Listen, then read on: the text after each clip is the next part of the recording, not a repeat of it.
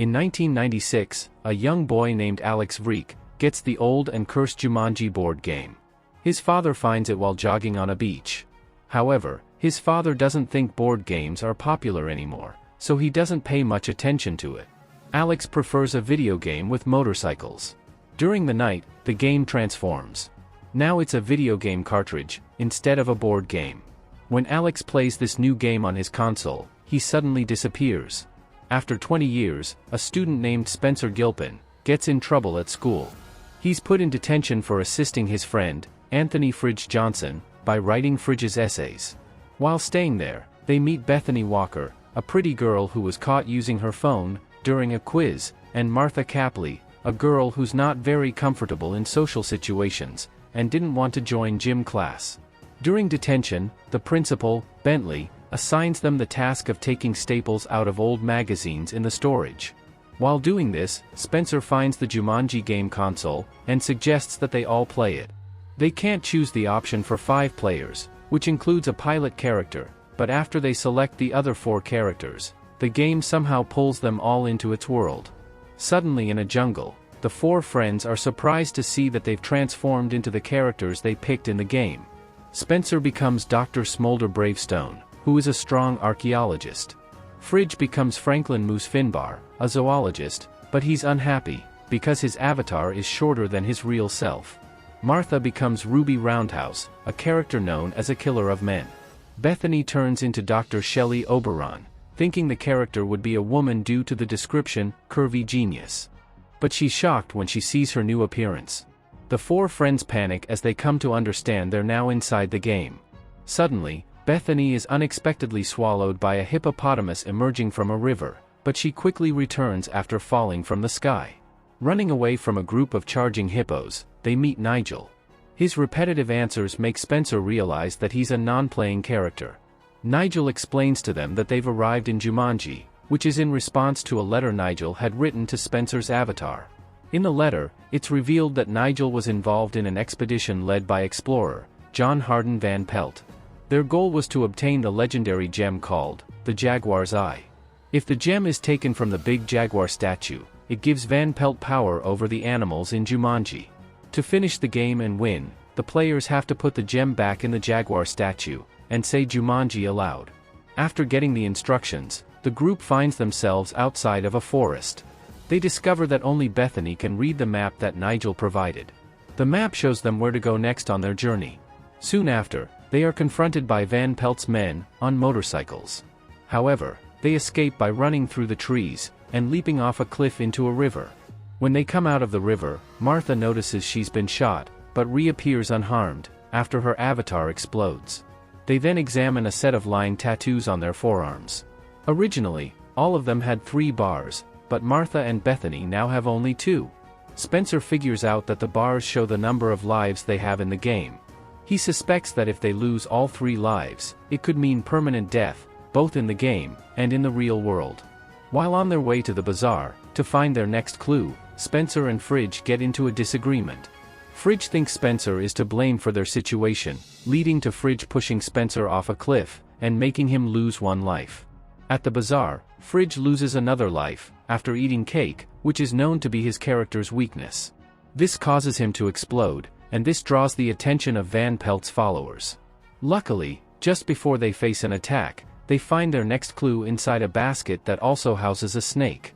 By combining their strengths and working together, they manage to get the clue, with Spencer catching the snake and Fridge removing its fangs. As Van Pelt's followers come after them, Spencer tries to fight, but they are suddenly confronted by Van Pelt in person. They barely manage to escape when someone else tosses a smoke grenade for distraction and guides them to a hidden passage. A new character, the 5th player, named Jefferson Seaplane McDonough, also known as Alex, joins them. He's the pilot character and leads the group to safety. Alex then brings them to a treehouse that belonged to Alan Parrish. He prepares margaritas for everyone, and Fridge becomes intoxicated. Alex reveals that he's been trapped in the game for several months and hasn't been able to reach the transportation shed to exit the game. Alex has lost 2 lives and hasn't been able to make progress on his own, due to his limited abilities. He identified the transportation shed as their next destination. Bethany teaches Martha how to flirt, to distract the guards. Through Alex's outdated references, Spencer and Fridge realize that he is Alex Vreek. Alex is shocked to find out that he has been trapped in the game for more than 20 years. Despite having a panic attack, the group manages to enter the transport shed, with the help of Martha's skills in dance combat. This experience helps Alex understand that by cooperating, they can finish the game successfully. There's a moment of panic when the helicopter gets damaged, and stuck in a canyon, right in front of a charging group of white rhinos. However, Spencer manages to fix the helicopter and get it to rise. Unfortunately, the gem drops from Fridge's backpack, but Spencer comes up with a plan. He uses Fridge as a distraction to attract the rhino's attention, allowing him to retrieve the gem. Then, Spencer instructs Alex to tilt the helicopter, so that Fridge can return after respawning, and they successfully catch him in the helicopter.